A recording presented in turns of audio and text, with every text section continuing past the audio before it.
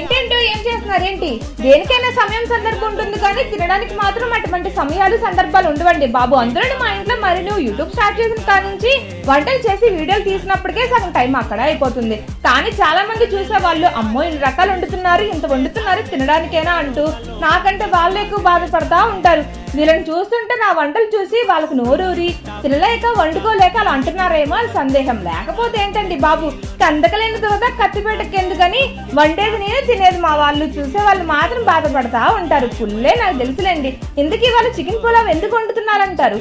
ఎందుకు తినడానికేనండి.